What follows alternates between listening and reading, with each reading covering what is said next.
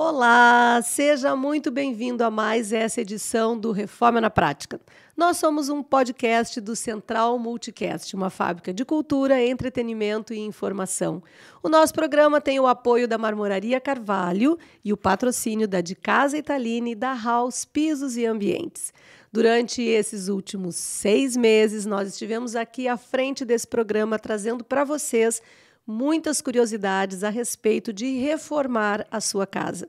A nossa intenção maior é fazer com que você tirasse do seu coração esse medo genuíno de fazer reforma e saber que, muitas vezes mesmo sem querer ou se ter condições de contratar um arquiteto ou um designer para fazer a reforma, você pode sim encarar isso sozinho, desde que dentro da legislação.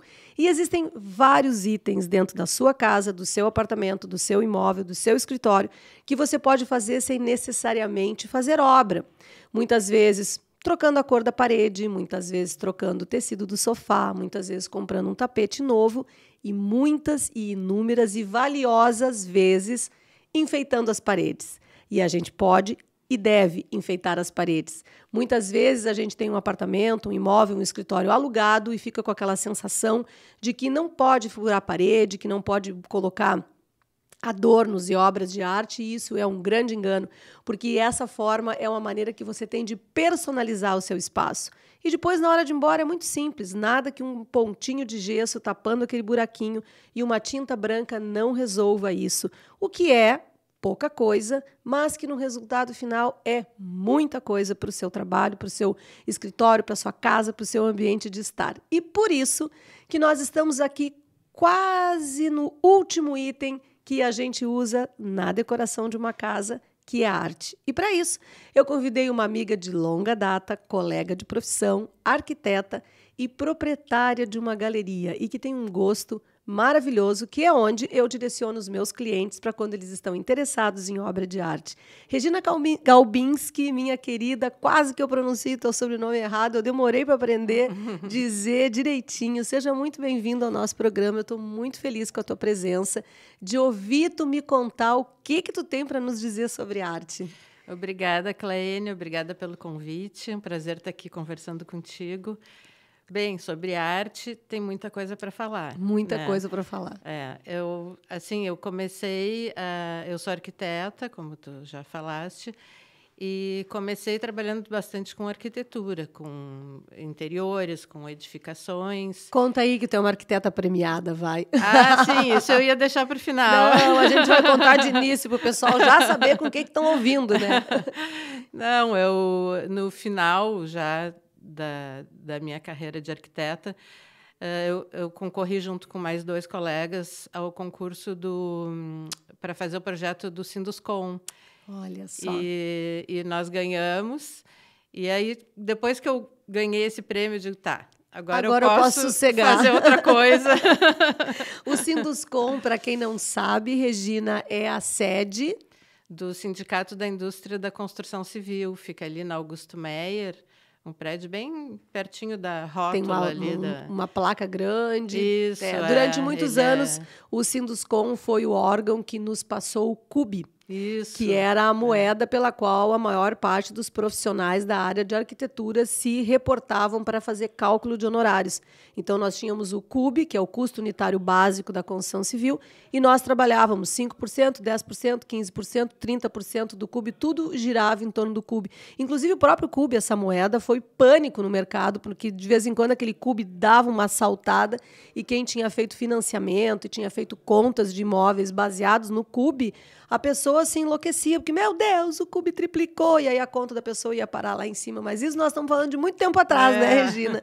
E que bacana, então, tu ganhaste o concurso. O prédio, ele é todo de tijolinho à vista, ele foge um pouco, né? Do padrão. Daquela ideia, né, mais tecnológica, mas a gente achou que tinha tudo a ver com a construção civil, tu colocar o tijolo à vista, sim, né? Sim. Então, ele é um projeto bem diferente, assim, nesse sentido. Sim, eu conheço a sede lá, é muito bonita, por sinal. Eu fiquei bem surpresa. E ele tem teatro, tem salas de eventos, salas de reuniões, é um prédio grande. E essas salas de eventos, tu sabe, são salas que eles alugam, que eles locam? Atualmente eu não tenho mais contato, eu não sei como é que está funcionando.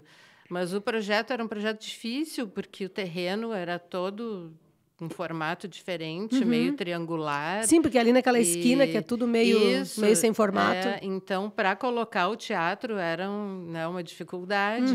Então, a gente colocou... O teatro ficou mais para o fundo do terreno. Então, a parte de serviço ficou na frente. Até um dos engenheiros, que era da diretoria do Sinduscon e estava acompanhando todo o processo, ele me questionou: mas tu colocou a cozinha para frente? E por que não coloca lá para trás? Eu digo, bom, se tu olhar o terreno e as condições do projeto, tu vai ver que é a melhor posição, né? E dá para disfarçar muito bem. Tu não fica com cara de cozinha na fachada. Sim, né? sim. Então, depende. E a gente fez todo um estudo de climatização, para não ter que usar tanto ar-condicionado. Isso eu acho uma coisa fantástica do nosso trabalho, sabe, Regina? Teve algum momento aqui no programa que eu trouxe alguns colegas também para falar sobre isso, e uma das coisas assim que eu sempre defendi assim da nossa profissão como arquiteto é essa questão de saúde, né? Porque a maior parte dos profissionais da área de saúde, inclusive quando quando eu entrei para o grupo do Arquitetos Voluntários, era uma das minhas defesas que eu achava interessante. Os arquitetos estavam criando ambientes para poder facilitar a vida do pessoal da saúde, para eles terem onde descansar. E eu sempre fazia esse link, assim, dizendo que nós trabalhamos para que as vidas não adoeçam, porque a doença em si é uma coisa muito sutil no ser humano.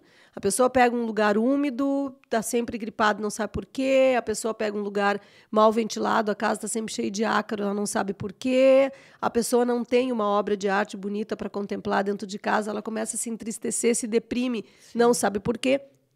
Gente, por favor, não estou dizendo que as doenças físicas não existem. Não estou dizendo que as doenças são invenção da pessoa. Não estou dizendo nada disso, porque eu não sou médica, não entendo nada disso. Eu estou dizendo que nós, profissionais da área de arquitetura e decoração, somos responsáveis por muita harmonia dentro de casa. E isso é uma das coisas que tu fizeste lá no Sinduscon e que tem tudo a ver com a vida da gente. E além da questão energética, né? Que agora está ainda mais necessário a gente tomar esse tipo de cuidado. Sim, mais do que nunca, né? Que bacana. Isso foi quando, Regina? Quanto tempo faz isso, mais ou menos? Isso foi no final dos anos 90, porque eu comecei com a galeria em 96. Tá? Tu começaste sozinha?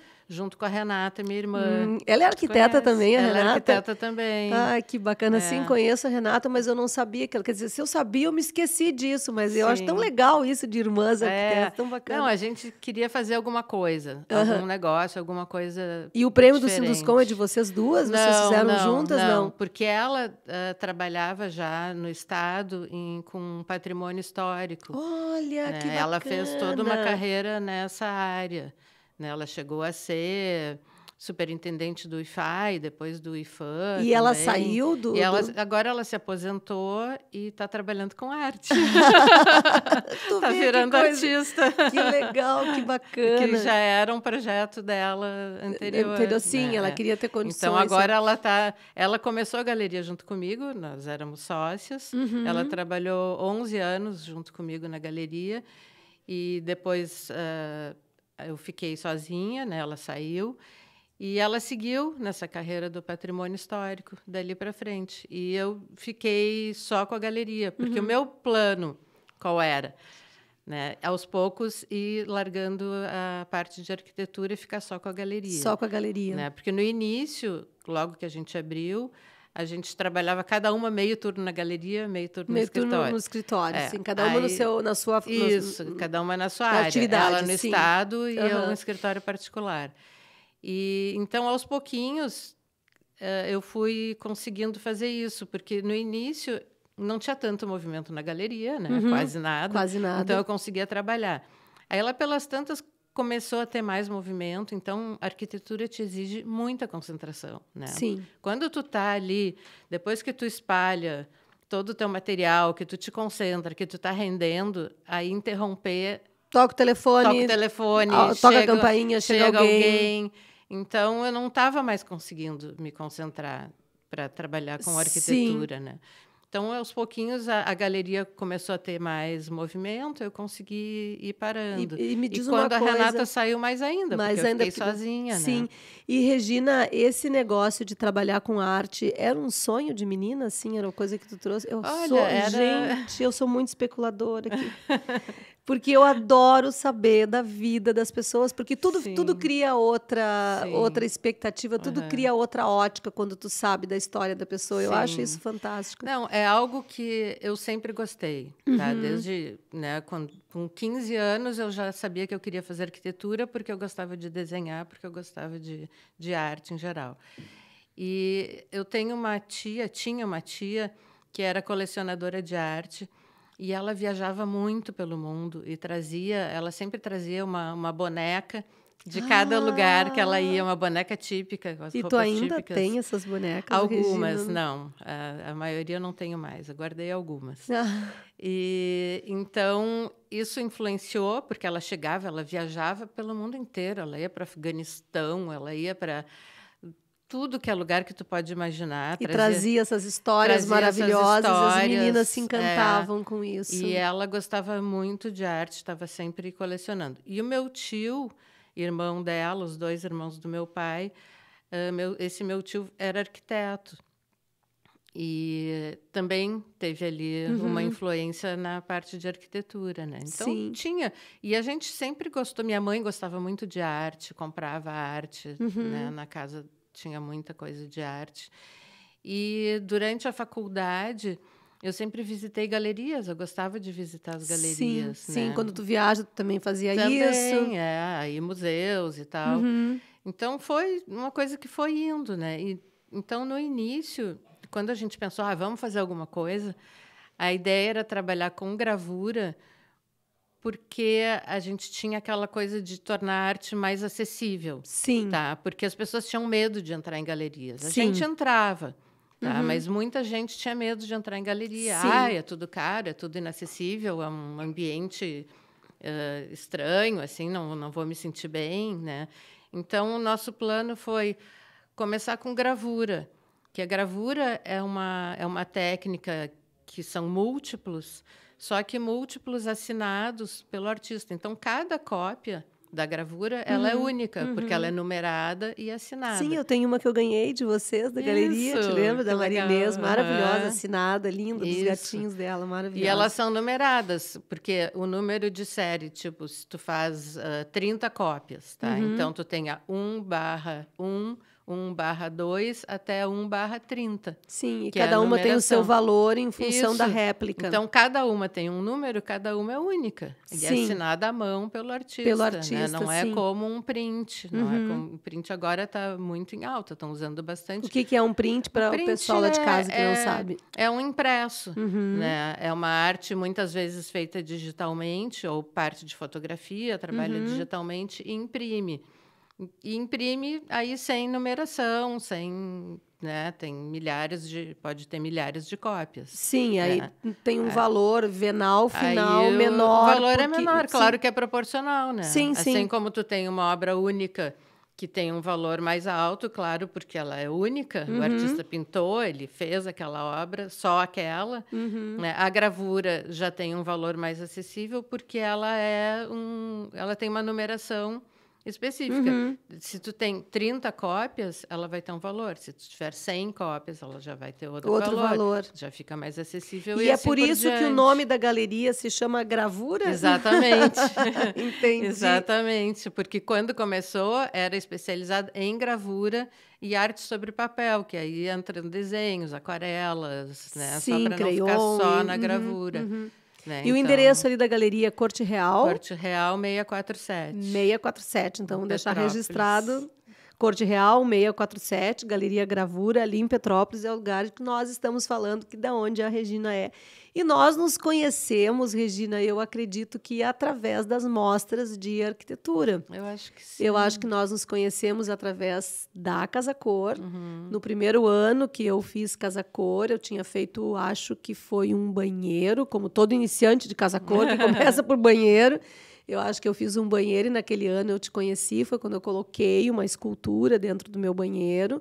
E foi desde então, todas as Casa Cor que eu fiz nos últimos anos, se tem arte, é da gravura. Se, pelo menos no meu ambiente, se tem arte, é da gravura. Tu sempre participa comigo. Eu admiro bastante o teu trabalho. Eu até há bem poucos minutos estava conversando com um amigo que trabalha com fine art, dizendo para ele que eu tenho algumas coisas assim, que eu confesso para bem poucas pessoas, né? E essa questão da arte é uma confissão que tem que se tornar, talvez, pública a partir desse momento contigo, que eu tenho muita dificuldade desse entendimento de arte. E eu acho que isso não é só uma propriedade minha. Então, quando eu tive essa ideia de te chamar para a gente falar sobre a gravura, sobre ti, sobre a arte, tem esse cunho assim, da gente tentar trazer para as pessoas que não é só elas que possuem essa dificuldade com a arte.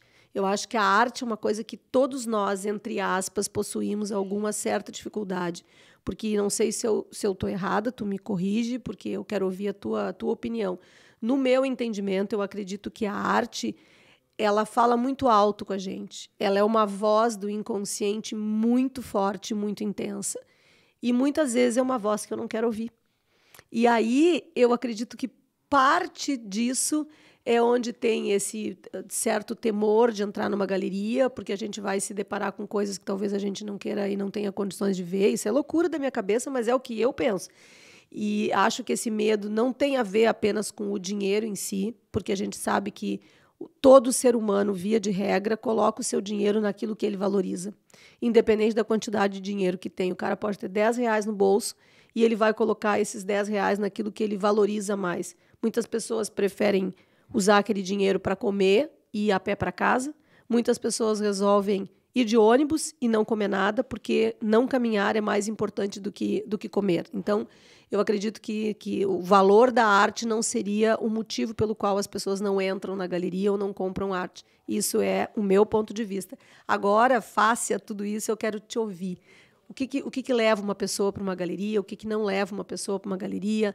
Qual é essa dificuldade que tantos os arquitetos, designers e até as pessoas, o próprio artista tem em entender? E não sei se a arte foi feita para entender ou se foi feita para sentir somente, entendeu? Não sei. Eu quero te ouvir, Regina. Eu acho que a questão cultural é muito importante. A trajetória da pessoa, as influências familiares, as influências, né, de tudo que ela passou, as viagens que ela já fez, os museus que ela visitou. Então, a arte tem muito isso. Quem tem essa cultura de arte na família, fica fácil, sabe? Eu vejo as pessoas que vêm procurar, às vezes tem assim... Tem uma artista que já faleceu, Alice Soares. Ela foi professora no Instituto de Artes por muitos anos, mais de 50 anos. E ela criou assim uma legião de fãs, né? Porque as senhorinhas que foram alunas dela, né, passaram esse gosto, esse amor, essa paixão pela arte para suas filhas. As filhas passaram para as filhas, que seriam as netas. E chegam, às vezes, algumas meninas na galeria, jovens. Eu queria uma Alice Soares, que a minha mãe tinha, a minha avó tinha. A minha avó foi aluna dela. sabe? Uma coisa assim que fica na família. Aquilo que tu tem na parede da tua casa da infância fica na memória, né? Fica. Então, eu acho que tem muito a ver isso com a questão cultural. Na faculdade de arquitetura, existe, né, as pessoas têm história da arte, né, faz parte da formação dos arquitetos. Sim. Mas muitos não dão importância, não dão valor para isso, né? E fica uma carência, fica um vácuo ali, uma dificuldade daí para chegar nessa etapa, né? Mas a gente procura ajudar, porque assim, as pessoas veem a galeria por conta própria, porque querem colocar, às vezes assim, muita gente chega, a minha decoração está toda neutra, não tem nada, não tem cor, eu quero colocar alguma cor, né? Aí muitas vezes vêm sozinhas. E muitas vezes o arquiteto vem junto ajudar na escolha. Quando o arquiteto vem, fica muito mais fácil para nós. Né? Fica, porque... Às vezes eu acho até que fica mais difícil. Não, na maioria das vezes é mais fácil, porque o arquiteto já sabe o que ele está pensando, onde que ele quer colocar alguma coisa, já sabe as proporções, as cores que vão ficar bem. Isso nos ajuda bastante. Né? O cliente direto, a gente que vai fazer esse papel. A gente vai fazer o papel do arquiteto, vai perguntar como é que é o ambiente, quais são as dimensões, quais são as cores que tem, como é que é a iluminação. E tem essa questão toda de que a moldura tem que combinar com o ambiente, as pessoas têm essa confusão. A gente sabe que combina com a obra, mas... Essa coisa de combinar é uma coisa... Assim, é de gosto, tá? É muito pessoal. Mas a moldura, muitas vezes, nem é necessária, porque se é uma tela, ela já vem num bastidor, em geral, um bastidor com profundidade, que não tem necessidade da moldura. E, quando colocar moldura, a gente sugere uma moldura que não interfira tanto na obra. Porque o que tu quer? Tu quer destacar a obra? Claro. Não a moldura. Né? Para mim, que gosto de arte, que valorizo a arte... O mais importante é a arte. Sim, claro. Né? Então, tu não quer competir, a moldura competir com a arte. Né? Então, a gente sugere molduras mais neutras. Tu sabe, Regina, que eu acho esse negócio, assim, tu estava falando, né, que essa questão de arte tem muito a ver com estrutura... de bagagem cultural e bagagem familiar e estudos e aí tu comentou que na faculdade de arquitetura, mas assim, tu vê como é que as coisas são interessantes, né? Eu fiz um curso técnico de decoração no 2º grau, tive a formação técnica e nesse curso de decoração a gente tinha uma matéria que se chamava História da Arte, do qual ela era ministrada pela Ria Breyer Poole, que foi uma historiadora de arte muito, muito conhecida aqui em Porto Alegre, que naquele tempo ela já tinha, eu acho, que a idade que eu tenho hoje, então não saberia dizer se ela ainda existe, se ela está viva ou não, entende? Mas eu aprendi muito com a Ria. Ela falava também sobre não só arte de parede, mas os móveis enquanto história da arte e tudo mais. Depois eu saí dessa escola e fui fazer história antes de fazer arquitetura. E também, na história, estudei história da arte, assim como a história da humanidade. Mas, ainda assim, eu acho que isso é como tu disse, entendeu? Vocês, por exemplo, foram meninas alimentadas, então, quer dizer, desde criança, a arte fez parte do dia a dia, foram alimentadas por uma tia que amava a arte e que trazia a arte nas suas infinitas formas para dentro de casa e para dentro dos sonhos de vocês, e eu acho que isso foi estruturando vocês, entendeu? Então, eu acho que mesmo que na faculdade de arquitetura a gente tivesse, sei lá, os 5, 6 anos de faculdade, ou talvez até no design, 3 ou 4 anos de estudo com a arte, eu acho que se isso não está internalizado, eu acho que fica mais difícil da compreensão e, inclusive, não é nem da compreensão e da aceitação, mas do consumo. Eu acho que o consumo tem muito mais relação com isso que tu falasse, de estar intrínseco na pessoa, do que estar pelo que ela aprende mundo afora. Não sei.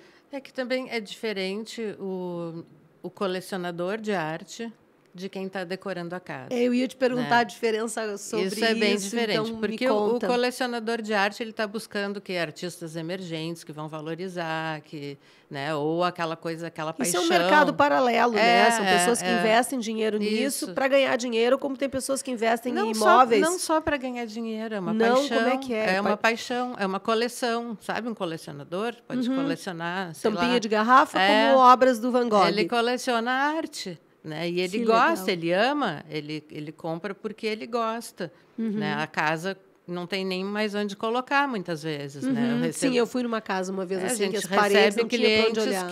que querem comprar, mas onde é que eu vou vai arrumar um lugar para colocar? Às vezes até na porta. Tem gente que até No no teto, teto pendura. pendura, né? Pré-fixa no teto. Aham. Mas é uma paixão. E o colecionador também que compra como investimento, porque realmente atualmente tem obras valiosíssimas, né, Sim. de artistas razoavelmente recentes, da geração dos os 80, que chama, né, os que se formaram lá pelos anos 80, que tem a Beatriz Milhazes, a Adriana Varejão, artistas que estouraram no mundo, né? Então as obras valorizaram horrores, né? Sim. Valem milhões atualmente de dólares. Sim, dólares, milhões, não é reais, dólares. Então tem isso, claro, a gente está longe disso. Na minha galeria, a gente trabalha com todos os níveis de artista. De valores. De valores e de artistas. Tem artistas bem iniciantes, tem artistas que já têm uma carreira consolidada e tem os artistas mais renomados também que a gente trabalha. Então, a gente procura, como a gente trabalha muito com os arquitetos, que estão, como tu falou, na última etapa da decoração. Sim. E querendo colocar alguma coisa bacana, a gente trabalha com artistas mais jovens, mais iniciantes, mas que têm uma obra de grande valor. Sim, sim. Agora mesmo a gente teve aquele arte-papo com a Ana Zavadil, que é a curadora da exposição que a gente está atualmente, que a exposição se chama Constelações Estéticas, são 22 artistas.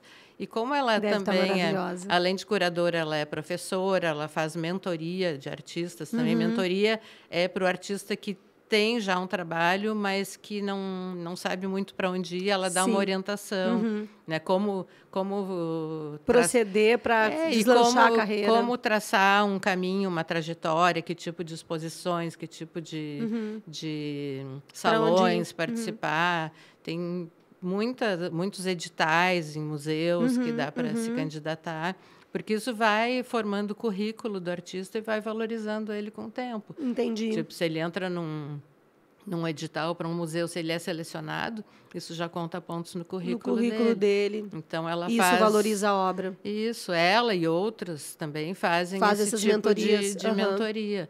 Né? Então, para essa exposição, ela convidou artistas bem iniciantes, outros...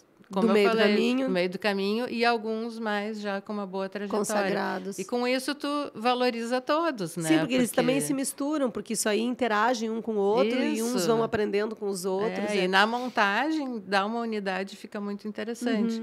Então, com isso, a gente tem esses artistas mais iniciantes, que além das gravuras, né, que o mais acessível são as gravuras. As gravuras. Né, que tipo, uma obra que tem um valor, se tu faz uma gravura com 100 cópias, tu vai dividir por 100 aquele valor. É mais ou menos mais ou menos isso, assim, né? Que funciona. E, Regina, tu sabe que eu tenho algumas curiosidades assim para ver contigo, assim, que eu não quero de jeito nenhum deixar passar.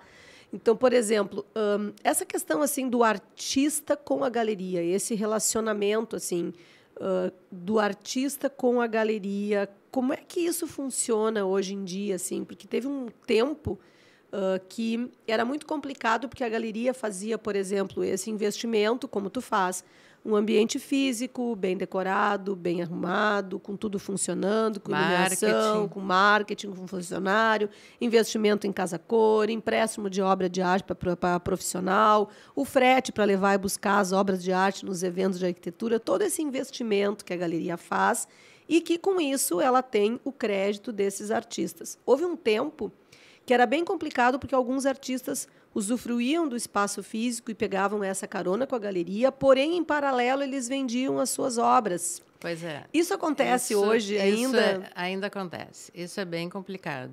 Então, a gente procura fazer um trabalho de orientar os artistas nesse sentido. Até teve um fato curioso nesse evento agora, na abertura dessa exposição, que tem artistas bem iniciantes. Aí uma artista trouxe uns flyerzinhos dela, falando sobre a obra, muito bacana, assim, o conceito da obra dela. Com o telefone dela. Com o telefone, Instagram, site, tudo. Aí eu né, na hora eu não falei nada, e depois eu falei para a curadora falou com ela ficou super chateada, porque ela não se deu porque conta, ela não se deu conta, claro. do que ela estava fazendo. É comum acontecer isso. E atualmente o mais complicado é que o Instagram é muito fácil, né? Eu posto lá uma obra de um artista, marco o artista, a pessoa vai ali e vai direto no artista. Mas o que acontece? O artista tem que ter uma tabela de valores igual à galeria. Entendeu? Que muitas vezes acaba não acontecendo. Às vezes acaba não acontecendo. O que eu digo para eles, a tua tabela é aquela, é de preço final. A gente chama preço final, preço de venda. Não é o que ele vai ganhar retirando a comissão da galeria. Mas o correto não seria, por exemplo, não sei, tá? O correto, entre aspas, é muito relativo, porque hoje em dia as coisas assim... Esses dias eu vi uma moça no Instagram dizendo, não, nada contra isso, nada contra aquilo, nada contra aquilo, porque hoje em dia tu tem que ter muito cuidado com aquilo que tu diz, porque daqui a pouco tu tá falando uma coisa, tu tá ofendendo sem querer alguém.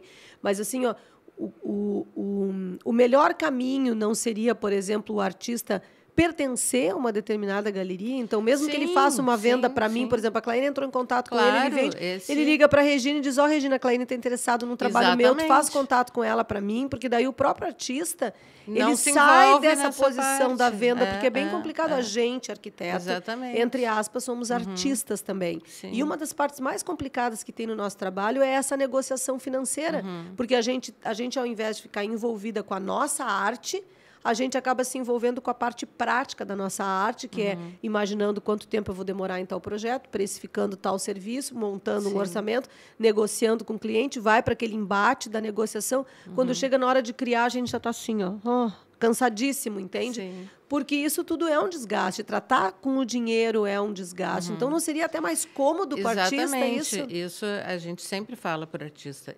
Quando alguém te procurar, manda para a galeria. Né? Manda o cliente para a galeria que a gente faz a negociação. Porque esse é o papel de vocês. Porque ele não vai perder tempo com isso. Mas tem algum artista que acha a galeria, por exemplo, uma atravessadora no trabalho? Sempre tem, né? Assim como tem o cliente que acha que o arquiteto está ganhando sempre em tudo que indica. Sim, tudo que indica, né? sim. Então, isso sempre tem. Mas o que a gente orienta o artista?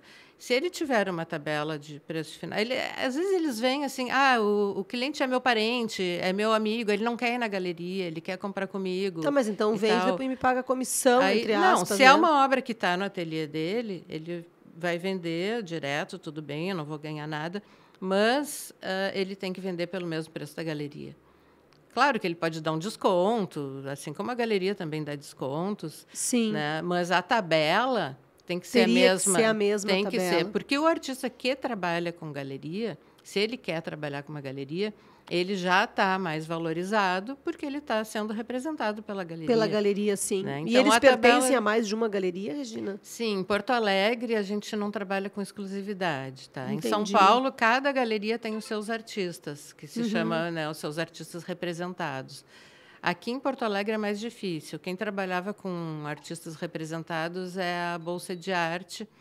Mas o que acontece? Como o nosso mercado de arte é muito restrito, né? Como é que eu vou exigir exclusividade de um artista se eu não vou ter um volume de venda que sustente ele? Entendi. Né? Para ele ser exclusivo meu, eu tenho que vender ele muito. Sim. Né? Senão não tem funciona, como, não funciona. Não funciona, vai ser desonesto da minha parte. Eu vou ficar limitando a pessoa. A pessoa, né? Então, tem várias galerias.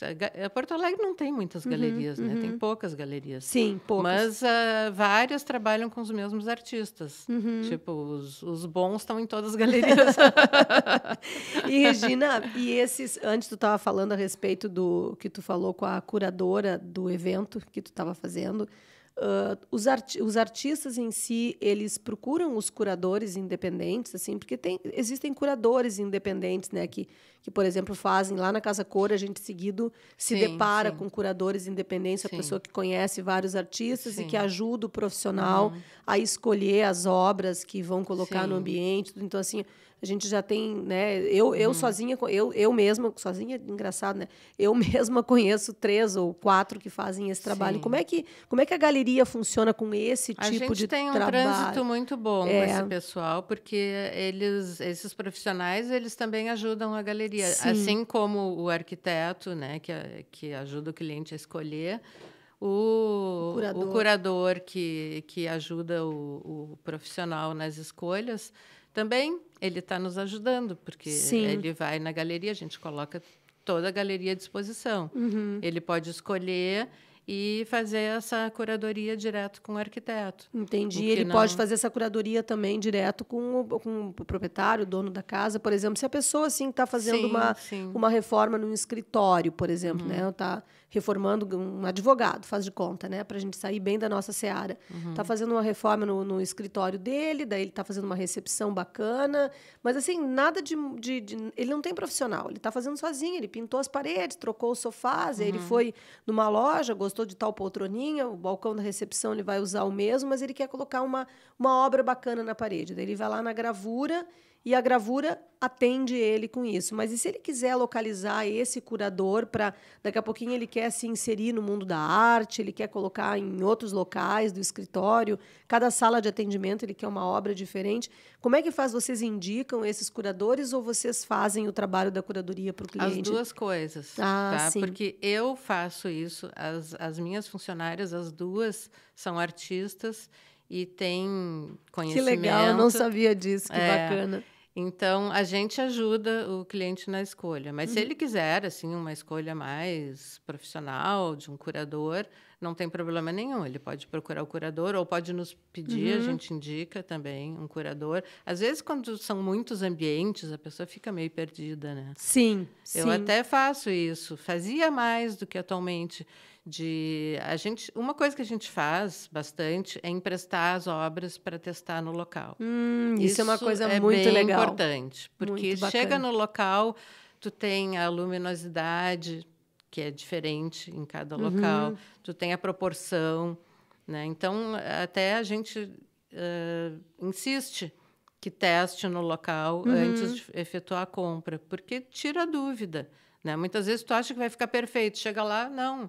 Tem um outro quadro do lado que destoou, que não ficou bem, ou uma parede com uma cor estranha, que tu tem que testar para ver se vai ficar bem. Que interessante. E esse transporte é a galeria que faz? Não, a gente terceiriza esse transporte e o cliente que arca com o custo. E, por exemplo, ele pode não querer comprar obra nenhuma. Ele pode levar 3 ou 4 quadros e dizer, olha, não ficou legal nenhum, paga o frete e resolve. E aí pode trocar e testar de novo.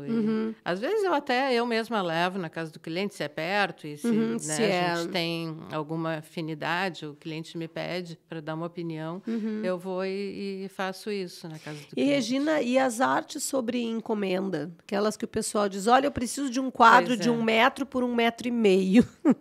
E quero que seja de paisagem e gostaria que fosse tudo clarinho. E aí, como é que fica isso? O que acontece muito... Eu tô rindo porque é assim que eu chego na galeria quando eu vou procurar quadro para colocar em casa cor. Regina, é o seguinte, meu moodboard é tal, eu preciso de um quadro desse tamanho que tem essas cores, entendeu? Isso para casa cor até a gente faz, mas... O arquiteto tem que pedir com antecedência. Sim, senhora. Né? O que acontece? Chega na última hora, o último item, já colocou tudo. Eu estava pensando... Agora eu quero um quadro. Eu quero um quadro assim, assim, assado. Não temos, e para fazer leva um tempo, né? Sim. Então, quando é com antecedência, a gente está com várias encomendas para casa cor. Para casa cor, né? Mas no caso de consumidor final, por exemplo. No caso de consumidor final... Quando ele chega e te diz isso, assim, tipo, arte sobre encomenda. A gente faz por encomenda. Claro que a pessoa tem que dar um sinal e tem que correr o risco de que não vai ser, uma obra não é igual a outra. Sim. Né? Pode ter variações, né? Raramente a pessoa não gosta. Né? Porque não são todos os artistas também que trabalham por encomenda, mas muitos fazem. Então, às vezes, não é o tamanho. Ela gostou de uma obra, mas quer outras dimensões. Então, daí fica difícil porque não tem como ampliar, né? Aí até dá para ampliar com moldura, com friso. Sim, grande, bota um paspatu, bota um friso, bota uma moldura largona. Mas... Aí fica a obra desse tamanho e aquele entorno desse tamanho. Mas, às vezes até fica bem.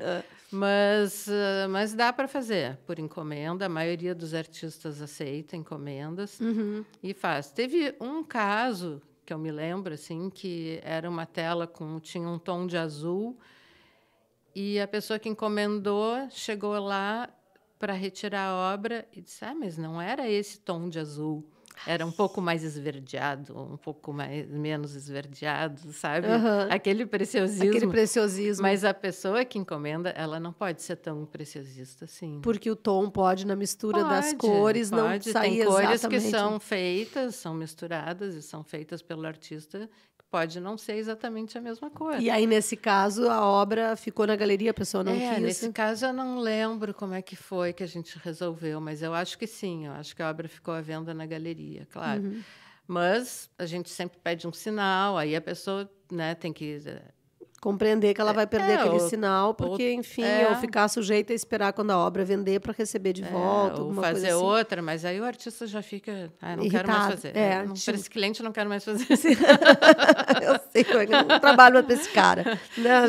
Já é meio chato para o artista, né? Fazer uma obra sob por encomenda, é. Porque ele está ali para criar, não está ali para ficar, né? Sim, tipo Exatamente. Capela Sistina. Tem que meio que copiar, né? É uma cópia do trabalho dele mesmo, né? mas mesmo assim tem que pegar um momento de... como o mercado não é lá essas coisas, então, Muitas vezes o pessoal eles aceita. fazem, né? E, Regina, e essa leve ou essa pseudo-concorrência que existe com a fine art, com as fotografias hoje em dia, como é que a galeria lida com Na isso? real, não é bem uma concorrência, né? Porque é um tipo de cliente diferente. Sim, é por isso que eu te disse, a pseudo-concorrência. Porque tem...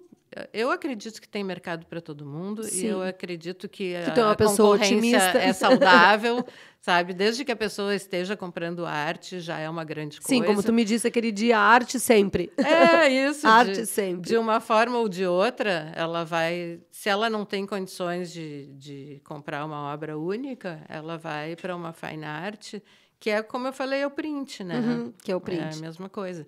Porque é uma obra que é múltipla. Sim, né? e ela vem Não através da tem- fotografia, né? A fine art, ela vem através da fotografia, que é um pouco Isso. diferente do pincel, do... Isso. Uhum. Eu acho tudo válido e eu acho também que não tem regra, tipo, tem fotografia na sala, não posso botar pintura, ou tem pintura, não posso botar gravura. Uhum.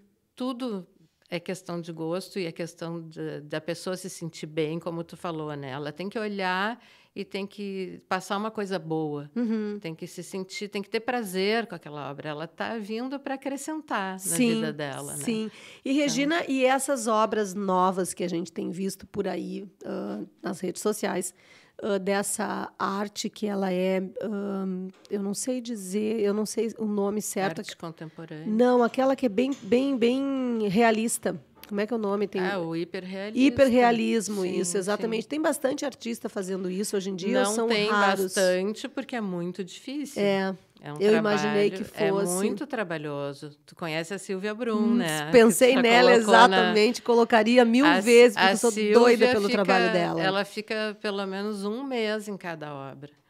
Então, eu acho um mês pouco ainda, se ela trabalhar. Não, tem obras que ela leva mais tempo, mas a média dela é um mês em cada obra. Eu lembrei porque dela ela agora. trabalha assim no pincelzinho fino, é uma obra enorme e ela está ali naquele pincelzinho fino. E a Silvia é arquiteta também, é né? arquiteta também. É incrível. Ela é muito detalhista, é uma perfeição. Então, é mais difícil quem conseguiu fazer essa técnica, né? E tem mais gente além dela aqui no Sul que tu conheça que trabalha com... Tem alguns que fazem, mas com essa precisão. Com a precisão da dela, Silvia. Ela é super, né? É perfeita. E tem um artista até que o César Prestes me trouxe, que trabalha com uma pintura, tu já deve ter visto em Casa Cor também. Tinha aquela Casa Cor nas Três Figueiras, que ele tinha uma galeria de arte lá e tinha um trabalho Sim, o César desse... teve lá no terceiro andar. Aí tinha um trabalho desse hiperrealista que parece fotografia, impressionante. Isso que eu estou falando até, eu comentei até com a Silvia. É um absurdo, porque a pessoa fica um mês em cima de uma obra, faz uma obra assim, trabalhosíssima, né? E aí as pessoas olham e pensam que é uma fotografia. É verdade. Sabe? Tem gente que não fotografia. Tem.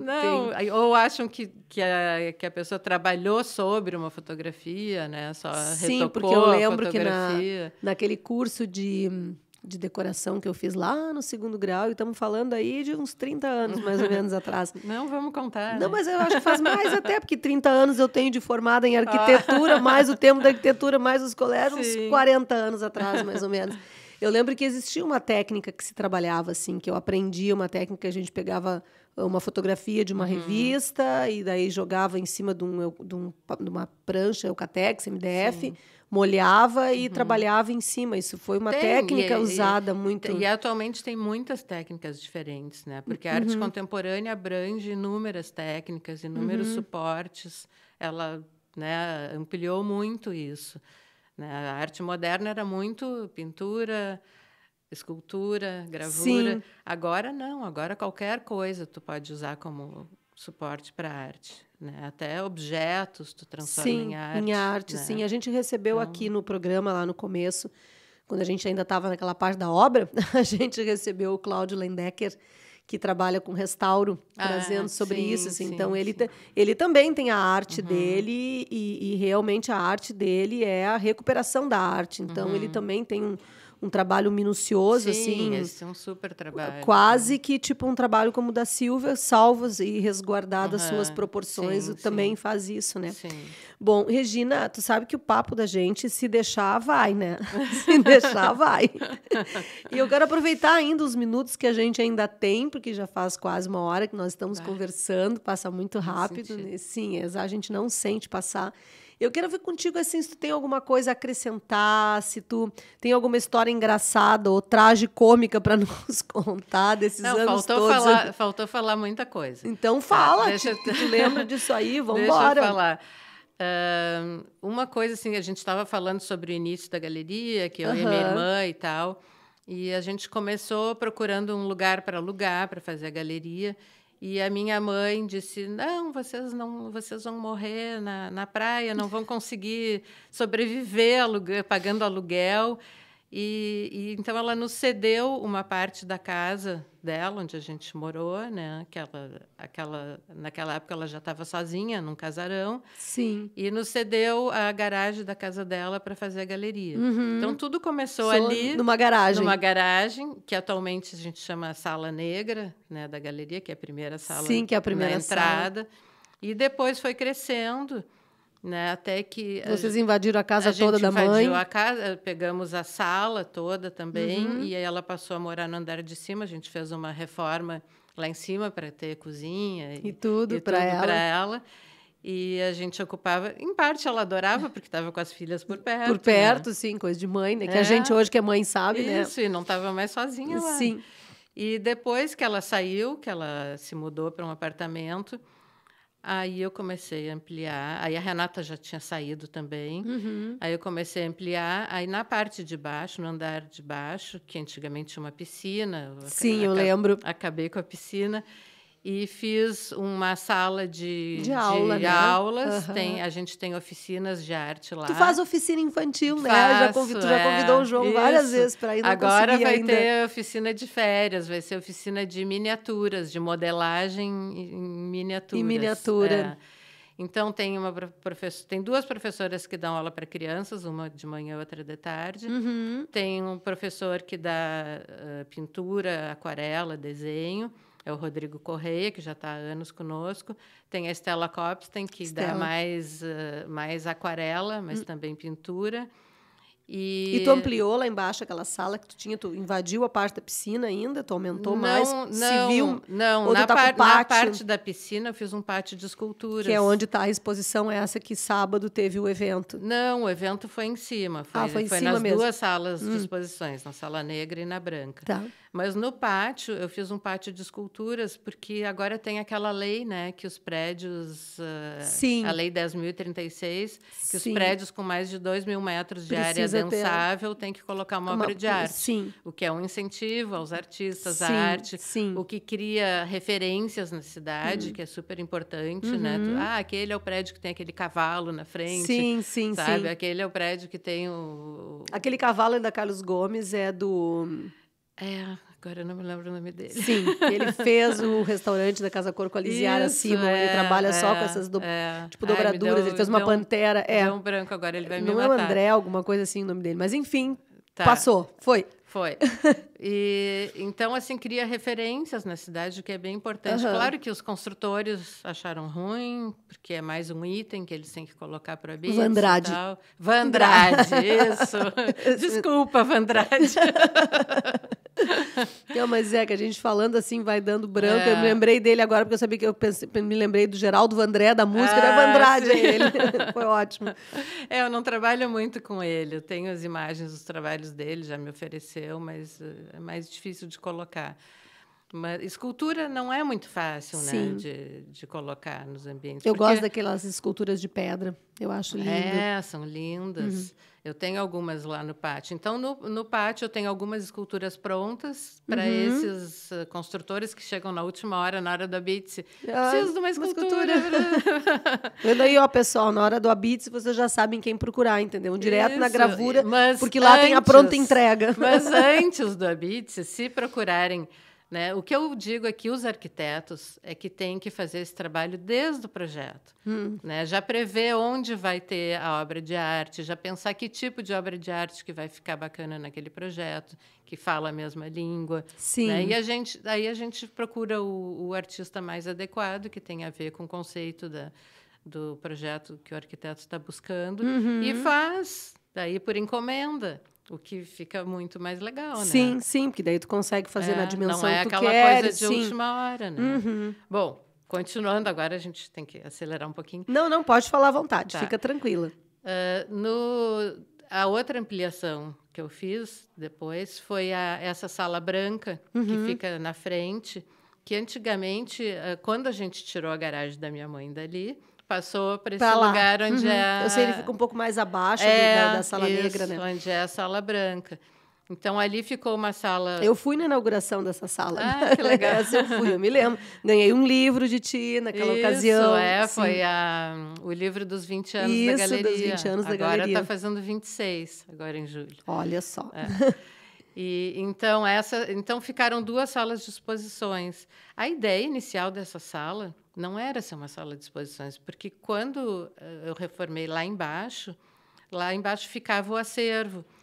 Então, o que eu pensei? Vou passar o acervo lá para cima. Né? Mas, no fim, ficou tão boa a sala, ficou com o pé direito alto. Não, e a luminosidade dela ficou linda, porque está pegando luz da rua. Um vidro grande, uma vitrine grande. Então, todo mundo quer expor ali, virou a sala de exposições e o acervo ficou embaixo de novo. Só que ficou dividido. Uma parte ficou a sala de cursos, né, de oficinas de arte, e a outra parte ficou o acervo. Essas oficinas de arte devem ser muito legal, né, Regina? É muito legal. A gente tem oficinas para iniciantes, para... Quem já tem uma carreira, tem um curso que é de processo criativo, que é para artistas que já têm uma trajetória e querem uma orientação. E a Ana Zavadil, que é a curadora que está da exposição atual, ela dá um curso de pintura contemporânea, que também... E que também faz curadoria. Não é curadoria, tu disse, é... Mentoria. Mentoria, isso, sim. Ela orienta os artistas. Então, tem vários artistas que dão aula lá. E agora, a última novidade... Vamos lá. Foi que o andar de cima, onde a minha mãe morava, quando ela saiu, foi alugado. Todo andar para uma pessoa que subalugava salas lá, porque são 4 salas. E, na pandemia, esse locatário saiu e não pôde mais pagar, saiu, entregou... E eu resolvi usar o espaço. Um baita espaço, vai né? Vai virar tudo galeria. Aí eu transformei num espaço de coworking para artistas. Mas olha, que não só para artistas, mas para arquitetos, publicitários. O meu objetivo é ter quem trabalha com criação ali, né? Sim. Então, são 4 salas, que a pessoa pode alugar uma sala só, pode alugar por tempo, quero trabalhar só de manhã ou só de tarde. Sim, então, sim. Aluga por período, por turno ou por tempo. Ou quer, preciso fazer um trabalho maior que não cabe na minha casa, aí eu quero alugar por um mês. Pode alugar por um mês. Que bacana, tá com as 4 salas prontas lá em cima, tem banheiro, prontas, tem a cozinhazinha. Eu fiz um banheiro coletivo, porque os banheiros eram 2 banheiros grandes, né? Então eu fiz um banheiro coletivo e uma salinha de estar, que é uma salinha para coffee break, para um almoço. Quem vai passar o dia pode almoçar ali. Ah, que né? interessante. Ou uma confraternização, Uhum. uma reunião. Uhum. Né? E as 4 salas, uma delas eu já estou pensando em Ficar, usar, em ficar com ela. Ficar para mim. Ficou tão bonitinha que eu quero ir para lá. Eu pensei em fazer uma sala só de gravuras, voltar às origens. Às origens, né? sim. Aí aquela sala eu uso e as outras estão para alugar. Estão para alugar, que legal. E, Regina, eu queria te perguntar assim, uma última coisa que me ocorreu agora, que a gente não falou, sobre valores de arte. Assim, como é que oscilam os valores? Começam em X e vai até infinito, por exemplo? Depende do tipo de arte. Mas né? um mínimo assim que uma pessoa investe numa obra de arte hoje. As gravuras têm desde R$300, 200, R$300. Uhum. E as pinturas partem assim de em torno de 2.000, vai até 5.000. Claro que tem as de 10, tem as de 15, tem as de 20. Mas elas partem Mas a média que a gente vende para decoração é em torno de 3, 4 mil. Sim. Então, tipo, se a pessoa quiser uma obra que não seja replicada, por exemplo, ela se prepara, uma obra única, pintura, né? Ela se prepara para partir de uns R$2.000 e as outras ela se prepara para partir de R$300, R$400. A gravura, às vezes, a moldura custa mais caro do que a gravura. Às vezes. Por incrível que pareça. Eu sei, por incrível. Esse é o problema. E tu tem lembrança de mais alguma outra coisa que tu gostaria de deixar registrado? A gente tem a parceria em Atlântida também, que a gente trabalha todo verão. É verdade, todo verão. Lá, né? A gente tem... No início, a gente abriu uma loja no centrinho de Atlântida em 2004. E era uma trabalheira, porque todo ano tinha que montar toda a loja, desmontar tudo. E depois, a partir de 2011, eu fiz uma parceria com a loja Área, que é uma loja que vende móveis de jardim. Sim, móveis de jardim. E tem uma casa linda, super bem localizada na Paraguaçu. Então, eu exponho com eles desde 2011. Já são vários anos de parceria. Então, a loja está sempre aberta. Sim, porque eles não fecham o ano todo, eles abrem. O ano todo. Então, durante o ano, eu deixo obras lá. O que para ti é bacana também, porque tem quem tome conta, as obras. Tem muita gente que planeja as reformas para o verão, durante o inverno. Durante o ano, as pessoas vão visitando, estão procurando, estão pensando, querendo se inspirar, né? O que vão colocar, planejando a decoração. E a partir de final de outubro, início de novembro, eu já levo um caminhão de obras coisa para lá e meio que se muda para isso, aí fica até março. Que legal, que bacana. E essa função aí com a Casa Cor? Algum com a Casa comentário? Cor, a gente está a 1000 agora. Esse ano está bem bacana. A gente está tendo vários arquitetos nos procurando. A Karina divulgou para os arquitetos que a gente é a galeria oficial da Casa Cor, que para quem quiser nos procurar. Então, a gente está tendo um bom retorno. Já temos uns 11 ambientes reservados. E ainda tem os da última hora. Que ainda os vem, da última hora que vão aparecer, as Aclaienes da vida. Isso. O problema dos da última hora é que muitas vezes nem sai foto no anuário, né? Porque às vezes vem depois da foto. Vem depois. É que essa foto do anuário, ela realmente é a maior dor de cabeça que a gente passa lá no evento. Tem que ficar pronto antes. Tem que ficar pronto para a fotografia do anuário e as coisas vão ficando para a última hora. E os projetos de Casa Cor são sempre muito orgânicos, assim. Eles nascem de uma forma, eles vão mudando no meio do caminho e inauguram de outra. Então, isso é... Mas esse ano, o que eu fiquei sabendo é que o local não exigiu tanta obra física, né? Sim. Então, deu para fazer... Algumas obras físicas, por exemplo, como no meu ambiente, que é o restaurante, elas estão acontecendo externas, porque a gente está na parte bem de baixo, onde tem 1 metro de fundação de pedra, então não tinha como sair com encanamento para a rua. Então, as coisas estão ficando muito mais externas, assim. Então, a gente também não pôde fazer muita interferência civil no prédio. Então, isso também ajudou bastante, porque, em algum sentido, a gente está tendo que fazer não o que quer, mas o que dá para fazer. Então, aí isso acaba fazendo com que a obra seja mais rápida, né? De certa forma. Não é o meu caso, mas mais rápida. Então, a gente aguarda os arquitetos que ainda estão estudando. Por escolher as obras, porque muita coisa já está reservada na galeria. Sim. Mas isso é maravilhoso, né, Regina? Eu acho que isso, deixar os profissionais também com vontade de quero mais faz parte do processo. Fala, pois é, o ano que vem, aí a gravura não sai da mente. Bah, tinha que ter falado com a Regina da gravura, agora ano que vem eu falo com ela, falo mais cedo, essas coisas assim. Então tá, é alguma coisa engraçada que aconteceu, assim, tipo traje cômico, uma obra de arte que rasgou no meio do caminho, uma escultura que quebrou, isso não, alguma coisa assim isso que... não é muito cômico, mas acontece. Não, nós temos uma boa restauradora que recupera. Muito bem. A telas, ela recupera super bem. Sim. Tem restaurador de esculturas também. Tem escultura que vem da Casa Cor, às vezes. Com problema. Com problema, a gente tem que mandar restaurar também. Né? E um alerta aos arquitetos, cuidem das obras na hora de retirar também, né? Porque às vezes eles levam com o maior cuidado, aí na hora de retirar... É que às vezes a gente também não tem muito controle sobre isso, né, Regina? Porque na hora, assim, eu vou te dizer, assim, ó, que é o samba do cachorro doido, sabe? Na hora de desmontar, porque a gente faz um cronograma, mas às vezes não é nem o profissional, Sim. A Casa Cor faz cronograma, a gente monta o cronograma, a gente instrui tudo direitinho, e aí, como eu te disse, entendeu? Aí chega no dia da desmontagem, é o samba do cachorro doido, porque daqui a pouquinho dá doideira no pessoal, assim, parece que vão morrer, que eles têm que desmontar tudo num dia só. E aí, às vezes, o profissional não consegue nem controlar. Quando a gente chega no lugar, os caras já tiraram mais da metade, entendeu? Então, é bem complicado. Assim, são os primeiros itens a serem retirados, Sim, né? Que são os mais delicados, as obras de arte. Mas então tá, garotinha. Muito obrigada pela tua presença. Obrigada por ter aceito o meu convite. Foi muito legal a conversa contigo, muito instrutiva. Eu fico muito feliz que eu tenha conseguido te trazer ainda em tempo do Reforma na Prática para a gente conseguir falar sobre esse último item da parte da reforma em casa. Que bom. E uma observação, pode não ser o último.